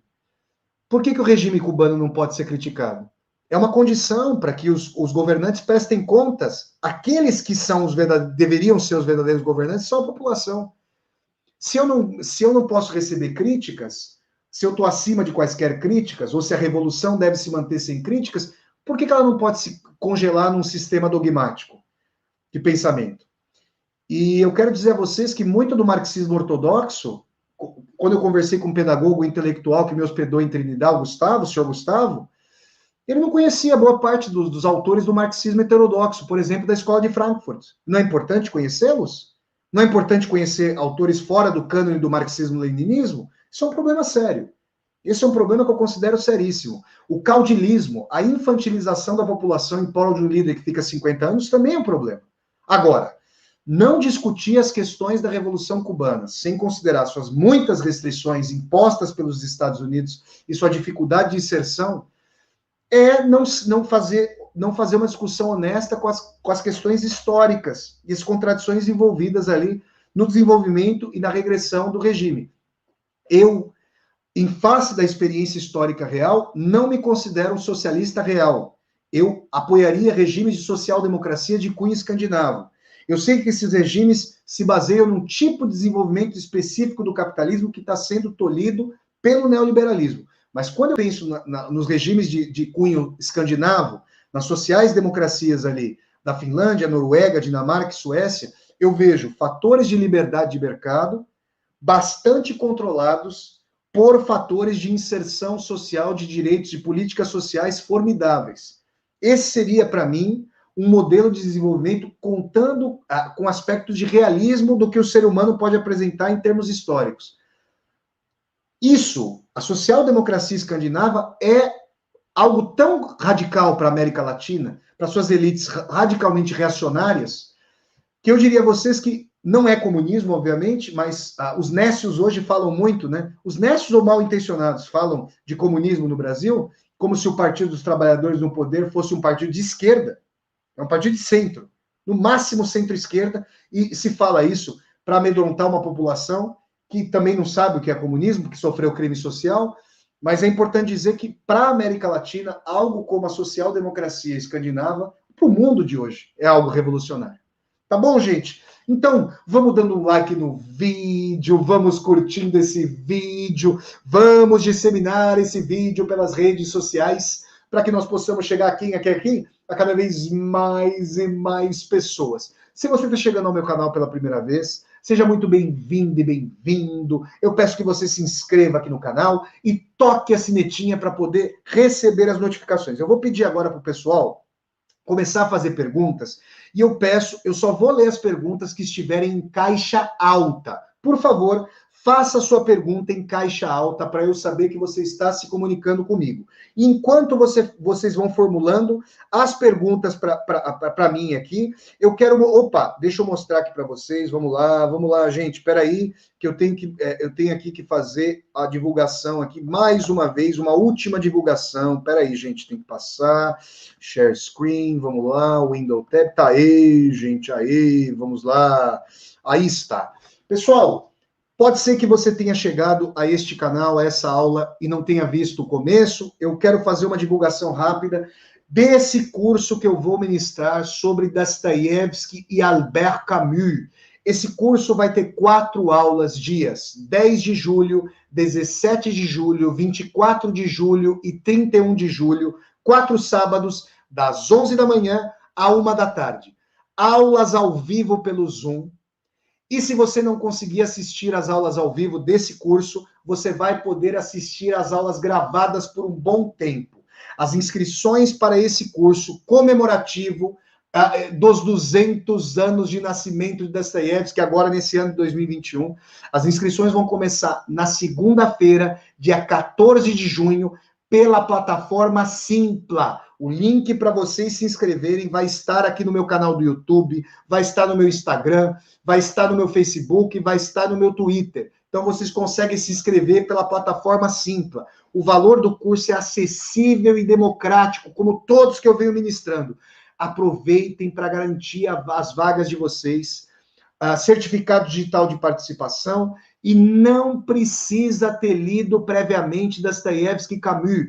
Se você gosta de Dostoiévski, se você gosta do Camus, você pode acompanhar esse curso comigo. Esse curso é voltado para o público em geral. Não é um curso apenas e tão somente para pessoas já iniciadas. Todas as pessoas têm espaço. Obrigado, gente. Vamos lá, esperem aí. Olha lá, olha lá, olha lá. O nosso querido Aldino Oviedo, a nossa Aldinho Oviedo, manda o super sticker, apoia o canal, e eu vou aqui dando muito obrigado para Aldine. Vamos começar aqui. Vamos ver aqui essas questões. Deixa eu ver aqui as perguntas que vocês têm a fazer. Deixa eu pegar aqui. O João Rocha Sobrinho. Vamos lá. Professor, por que não combatemos a mídia burguesa que trata a politicagem como política? Aristóteles disse, a política é a arte de governar o Estado para atender o bem coletivo. João, eu acho a sua colocação importante. A grande mídia brasileira não tem compromisso com a democracia. A grande mídia brasileira teve compromisso com a Lava Jato, e o Walter Delgatti e o Intercept Brasil mostraram o que a força-tarefa da Lava Jato fez. E agora o STF, o Supremo Tribunal Federal, que a gente pode chamar de Supremo Tutelado Federal, né, depois do tweet do general Vilas Boas, o Supremo Tribunal Federal, que avalizou o processo de impeachment contra a presidenta Dilma Rousseff, agora acabou de dizer que o Intercept Brasil, Walter Delgatti, tinham razão ao apresentar aquelas provas contundentes contra a parcialidade do senhor Sérgio Moro, que era o chefe da força-tarefa da Lava Jato, mesmo sendo juiz e não do Ministério Público, e os procuradores ali. Então, esse é um ponto importante. Agora, é importante dizer, João, que eu não sou favorável à mídia unívoca em país de socialismo real. Eu sou favorável à pluralidade de ideias ali. Como escritor, como intelectual, como criador, como é que eu me colocaria se eu tivesse que fazer uma crítica ao regime cubano e essa crítica não pudesse ser acolhida?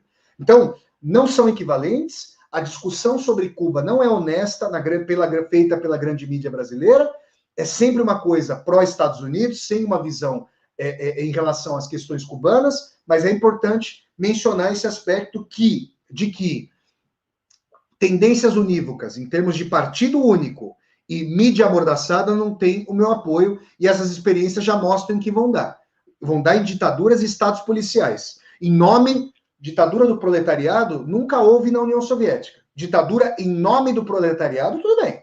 Você pode usar o slogan, você pode ser um aristocrata, antigo operário que virou um aristocrata encastelado no poder, e você pode falar que tem ditadura do proletariado. Nunca houve. Ditadura em nome do proletariado, tudo bem. Que ditadura houve muito. Vamos lá. Vamos ver aqui. Deixa eu pegar aqui os comentários de vocês. O Educanto, poeta Educanto, maravilha, Edu, que tem um canal, é membro do canal aqui e tem um canal no YouTube. Sigam o canal do Edu. Ricardo, parabéns. Parabéns pela aula. Gostaria que falasse sobre o paredão cubano, se possível, e também sobre os crimes, os assassinatos que o Che Guevara cometeu. Edu, a questão é a seguinte, meu amigo, esse é um ponto importante, muito obrigado pela sua pergunta. Nenhum processo revolucionário da história aconteceu sem fuzilamentos, sem mortes com relação a opositores. Nenhum. Eu quero citar para vocês um livro do Jorge Castaneda, tá? Que não é um entusiasta da Revolução Cubana, muito pelo contrário, só me engano, é um cientista político mexicano, que na sua biografia do Che Guevara, que é uma biografia crítica, chega a dizer que a Revolução Cubana fuzilou, em comparação com outros processos revolucionários, menos opositores do que outros motivos. Aí as pessoas vão dizer, mas não deveria ser fuzilado ninguém. Eu concordo. Como a história real é feita? Como é que os Estados Unidos tiveram escravidão? A Inglaterra combatia a escravidão, né? Mas o ouro que financiou a escravidão na Inglaterra veio de onde? Das Minas Gerais. Qual era a forma de trabalho nas Minas Gerais? Trabalho escravo. Desobediência civil num país como o Brasil é ser violento? É ser violenta? Vocês percebem o grau de violência do Brasil? A naturalização das mortes da população negra e periférica no Brasil? Isso é fascismo. Nunca houve democracia na periferia do Brasil, ou seja, para a maioria da população. O que se faz diante disso? Esses poderosos da América Latina e dos vários logradores desiguais da humanidade, eles estão dispostos e dispostos a negociar? Maquiavel vai dizer, poder só respeita poder. Então é uma coisa importante. Lacabanha foi ali a prisão comandada ali pelo Che Guevara dos processos revolucionários. Houve caráter discricionário? Muito se discute. Che Guevara estava à frente, muitas vezes, desses processos, esteve envolvido nos julgamentos, muitas vezes rapidamente ocorridos, dos contra-revolucionários ali. Repito, nenhum processo revolucionário aconteceu sem repressão à oposição. Isso pode justamente gangrenar o Estado em Estado policial. Olha, em comparação com o stalinismo, o Estado cubano nunca teve uma estrutura policial como a da União Soviética. Estou falando do período stalinista. Che Guevara esteve envolvido nisso? As pessoas estariam envolvidas. É importante analisar o Che Guevara criticamente, sem endossar todas as suas posições, mas entendendo que o programa médico da família é uma invenção do sistema de saúde cubano, coordenado pelo senhor doutor médico argentino Ernesto Che Guevara. E o programa de médico da família é um programa profilático para tratar as doenças no seu nascedouro, fazendo prevenção e profilaxia, para que isso não sobrecarregasse o sistema de saúde. A dimensão de trabalho voluntário em Cuba era uma dimensão encampada pelo Che Guevara, não dizendo para os outros fazer. Ele cortando cana, fora os dias de trabalho regular que ele tinha, por exemplo, como presidente do Banco Central em Cuba. Então, quando a gente pensa em processo revolucionário, se a gente quiser olhar de fora e, digamos, corroborar a visão da grande mídia brasileira, ou, digamos, dos imperialistas e unilateralistas estadunidenses, a gente vai falar, olha, é interessante que em Cuba houve repressão. Me dá um exemplo revolucionário de onde não houve repressão, as forças contra-revolucionárias que, detalhe, estão em guerra. Isso significa que a repressão deve permanecer? Aí é que está a questão. Aí está o gargalo muito forte. Muitos foram exilados, não foram punidos em Cuba. Muitos foram mandados para Miami. Como é que iam fazer parte de um regime do qual eles não queriam participar e só queriam sabotar? É uma questão prática, concreta, na história das revoluções.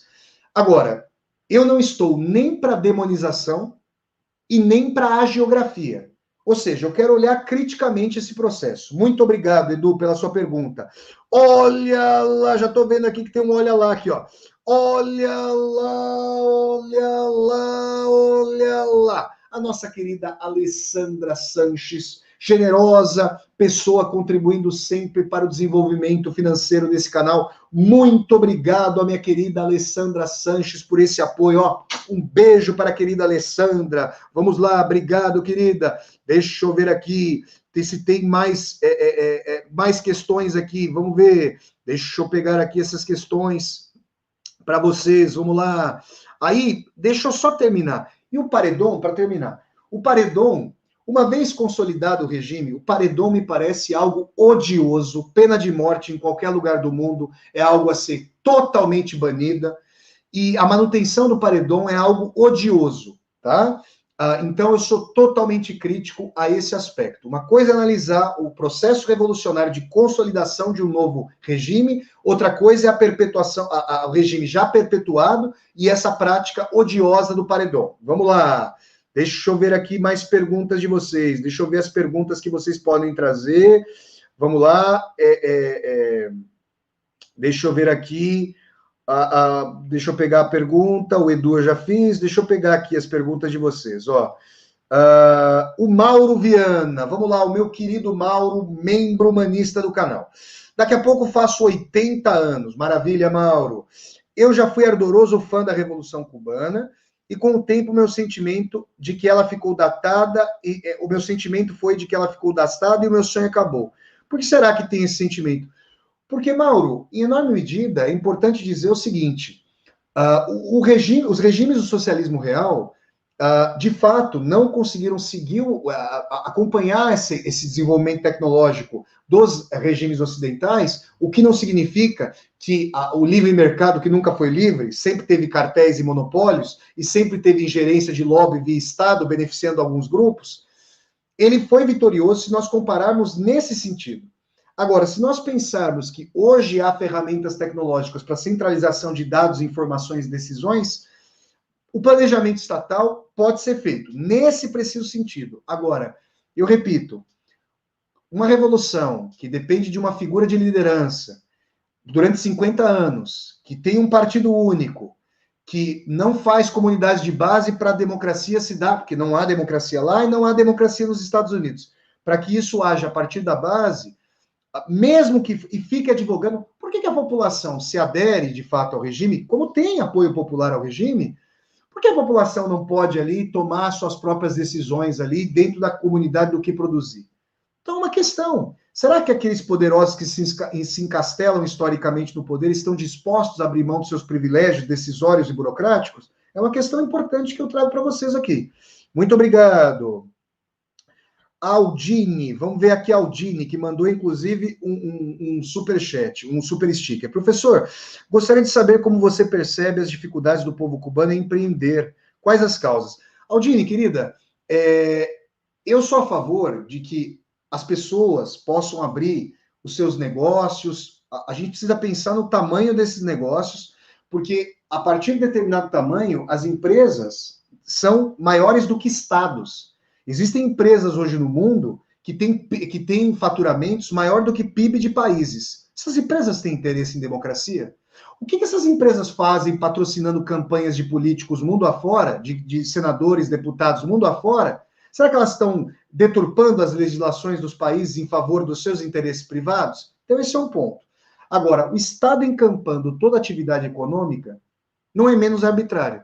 Então, democracia, para mim, e socialismo no sentido democrático, diz respeito à possibilidade de cooperativas democráticas de forma de produção, sem a ingerência do Estado, ou com coordenação e não subordinação do Estado, para gerirem as fábricas, as fazendas, os grupos de mídia e assim por diante. Então, mesma coisa, canal estatal é a mesma coisa do que canal público? Certamente não. Eu, por exemplo, conversando com um rapaz inglês que mora aqui no apartamento onde eu estou morando, em Braga, em Portugal, né? Cada um tem o seu respectivo quarto aí, mas eu conversando com um amigo inglês, ele fez críticas à BBC. Olha, eu sempre tive respeito pela BBC, considerando a BBC um canal público, mas ele disse que a BBC, ultimamente, sobretudo aí nessa questão do Brexit, virou uma correia de Estado do governo, de ocasião. Esse é um problema muito sério. Agora, Cuba vem se abrindo para a possibilidade dos cuentapropistas. A questão é a seguinte, os Estados Unidos vão acabar ou não com esse bloqueio? E os cubano-americanos não têm interesse com seu lobby poderoso em que esse bloqueio acabe, né? Apesar de muitos empresários mais lúcidos nos Estados Unidos quererem o fim do bloqueio. Então, a questão é a seguinte: agora, os mesmos grupos que têm poder político em Cuba estão coordenando, comandando o processo de abertura econômica, com permanência de uma ditadura de partido único, e a questão de que as Forças Armadas agora são empresariais. Isso é revolucionário? A meu ver, não. E você tem um sistema em Cuba, desde o fim da União Soviética, com essa bimonetarização do país, o CUC, o peso conversível, que é para o estrangeiro, que vale muito mais, e o peso cubano, que não compra nada. Então, o cubano regular, o cubano e a cubana médios, vêm em um hotel, jamais vão fazer parte ali daquele tipo de economia voltada para o turismo. Mas o que você quer que Cuba faça se não abrir para o turismo, se os Estados Unidos continuam a condenar o país a esse bloqueio imoral, ilegal e imperialista? É uma questão a se dizer. Tá? Eu fiz críticas claras aqui ao regime, aspectos políticos, econômicos, mas eu não posso esquecer esse aspecto do bloqueio. Vamos lá, obrigado, querida. Vamos lá. Aqui o Guaraci. Vamos lá, Guaraci, boa noite. Com a China se tornando a maior economia, poderia ser pensado numa redução ou numa exclusão do bloqueio econômico? Ou a China não vai intervir na questão cubana? Guaraci, eu faria para você a mesma colocação que eu fiz para duas moças húngaras que eu conheci em Budapeste, em frente à Casa do Terror, que era a sede da polícia política do regime húngaro, e que hoje virou o Museu do Terror ali em Budapeste. Museu da Tortura, né? Em 56, a Hungria tentou sair da cortina de ferro, sob a égide da União Soviética, e o Khrushchev mandou tanques ali para a Hungria. Elas falaram que se os Estados Unidos soubessem que a União Soviética ia mandar tanques, teriam intervindo. Aí eu virei para elas e falei: ô, gente, desculpa, eu vou respeitar a opinião de vocês, mas vocês querem o que de presente do Papai Noel? Vocês acham mesmo que os Estados Unidos, com o seu serviço secreto, não sabiam? Aliás, eu não chego a duvidar que isso aí já era combinado entre as respectivas cúpulas. Ó, não mexe no meu quadrado, no meu riscado, que eu não mexo no seu. Se os Estados Unidos tivessem intervindo na Hungria, a União Soviética quereria intervir, por exemplo, em Cuba. Aliás, a crise dos mísseis em 62 em Cuba, contrapondo os Estados Unidos à União Soviética, se deu nesse sentido. O Khrushchev estava reclamando que os Estados Unidos tinham colocado mísseis na Turquia apontados para a União Soviética. Ele foi lá e mandou mísseis nucleares para Cuba. Então, é importante dizer que a China, é uma questão complexa, a China, eu já dei uma aula aqui sobre a nova Guerra Fria, envolvendo Rússia, China e Estados Unidos, vocês podem procurar essa aula na playlist Aulas ao Vivo com Vassoler, mas me parece que as zonas de influência, é importante ver isso. Os Estados Unidos podem ser ultrapassados economicamente pela China, mas não vão deixar de ser uma potência. Bom, vão continuar sendo uma potência econômica, mesmo suplantados pela China, mas e o seu poderio militar e bélico? Não vamos esquecer disso, tá bom? Vamos lá, gente. Obrigado, Guaraci. Vamos continuar com as perguntas de vocês. Mais perguntas aqui? Deixa eu ver aqui as perguntas de vocês. Aqui, essa questão. Deixa eu ver aqui o que vocês têm. Vamos ver aqui. Tem mais perguntas? Estou vendo aqui. O Richard Brito faz uma pergunta que é importante. Tem algum bom motivo que explique a proibição de que seus cidadãos saiam do país se quiserem? Richard, eu nunca concordei com essa política do país do socialismo real para essa saída, tá? O que esses estados diziam era a questão da espionagem contra a espionagem. Eu não concordo com isso, mas quero dizer para você, Richard, que hoje os cidadãos e cidadãs cubanos podem sair do país com muito mais facilidade do que antes. Até onde eu soube, e quando eu fui a Cuba no passado, a política tinha mudado. Quando eu fui a Cuba em 2013, a situação era mais difícil para saída e entrada, tá bom? Mas eu concordo com a sua crítica, tá bom? Vamos lá, mais perguntas aqui? Podem mandar as suas perguntas, gente. Vamos mandando as perguntas aqui. Tem mais perguntas? Mandem as suas perguntas aqui. Professor, parabéns por mais essa aula brilhante. Obrigado, Eneida e Evandro Parente. Obrigado, meus queridos. Vão mandando, gente. Vão mandando as perguntas de vocês. Deixa eu procurar aqui para ver. Acho que o Guaraci está perguntando. Qual o posicionamento da população cubana em relação ao paredão? Guaraci, isso é muito dividido, né? Se você pegar o bloco da população que muitas vezes está correlacionada ao regime cubano, pode ter aquela justificativa pragmática. Eu sou radicalmente contrário a paredão e a repressão de pena de morte. Pelo amor de Deus, né, gente? Minha Nossa Senhora, um regime consolidado. Isso não significa que no bojo da revolução a contraposição da guerra cometida não deva ser, pelo menos ser tentada, mantida num patamar totalmente mínimo. Gente, guerra tem outras formas de atuação para além da paz ali do regime consolidado. Essa é uma questão que eu coloco para vocês. Vamos lá, deixa eu ver se chegou mais alguma pergunta aqui. Professor, obrigado por mais essa aula maravilhosa. Obrigado, gente. Pessoal, olha, eu quero agradecer a todas e a todos vocês que deram uma audiência maravilhosa a essa aula. O Rafael está perguntando se tem algum documentário sobre a Revolução Cubana. Rafael, meu amigo, tem muitos documentários, mas eu quero indicar, não só documentários, eu quero indicar livros para vocês. Procurem a biografia do Che Guevara, escrita pelo jornalista estadunidense John Lee Anderson, que é a biografia mais ponderada. Tem a do Pablo Ignacio Taibo, que é um historiador mexicano, que também é interessante, mas mais guevarista. E tem a do Jorge Castaneda, que é mais contrária ao regime. Tem um livro de entrevistas com Fidel, do Ignacio Ramonet, 100 horas de conversas com Fidel, em que vários assuntos importantes são abordados ali. Tem uma biografia do Fidel, agora me foge uma biografia muito interessante. Gente, eu li muita coisa sobre a Revolução Cubana, e tem um livro do historiador estadunidense sobre a amizade do Fidel e do Che. Tem muita coisa para vocês lerem, e eu recomendo esses livros para vocês se embrenharem. Agora, quem puder ir a Cuba, quem puder, vai para Cuba, Flávio? Eu fui, já mostrei as fotos para vocês. Quem puder ir a Cuba, eu sei que está difícil, eu sei que a situação econômica é muito séria, eu sei como o real está desvalorizado. Aliás, o real está desvalorizado, vocês acham por quê? Quem são os grupos exportadores que apoiam o Bolsonaro e agora o regime Bolsonaro, o governo do senhor Bolsonaro vai premiando? Ué, real desvalorizado é bom para exportador, vocês estão entendendo a lógica?